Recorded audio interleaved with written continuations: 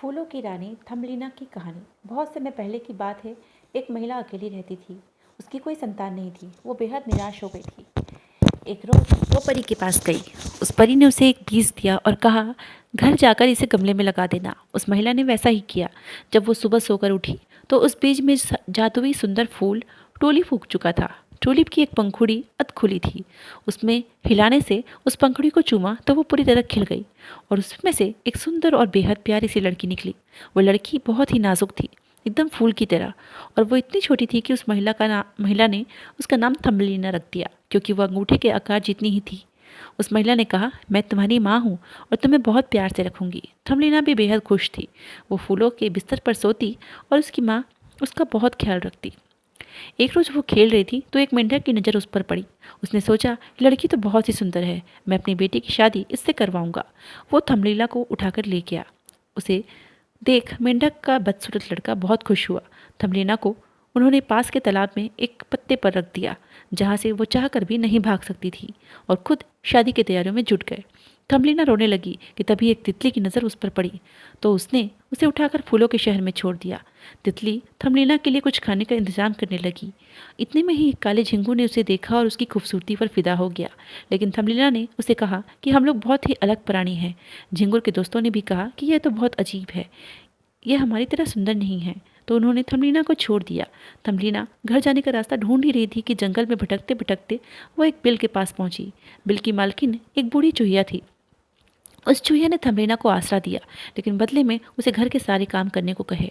साथ ही एक और शर्त रखी कि चाय के समय थम्बलिना को उसे और उसके पड़ोसी चूहे मिस्टर मोल की कहानी भी सुनानी होगी। इतने में ही वो पड़ोसी चूहा मिस्टर मोल आया और उसने थम्बलिना को देखा। थम्बलिना पर उसका दिल आ गया।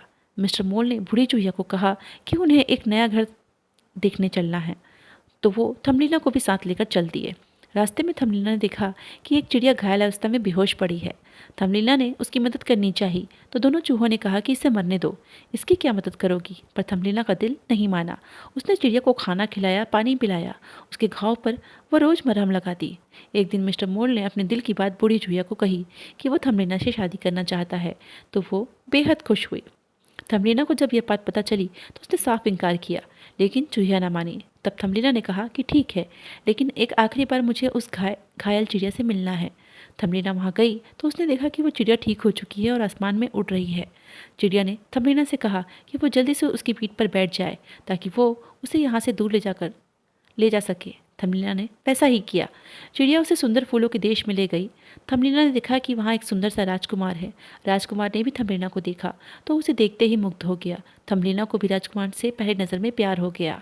राजकुमार बड़े ही अदब से थम्बलिना के पास आया और अपना परिचय दिया। कहा कि मैं इस फूलों के देश का राजकुमार हूँ, क्या तुम मेरी रानी बनोगी। थम्बलिना शर्मा गई और उसने फूलों के देश की ओर से पंख भी मिल गए, जिससे वो राजकुमार के साथ यहाँ वहाँ उड़कर सैर पर जा सके। दोनों खुशी खुशी रहने लगे।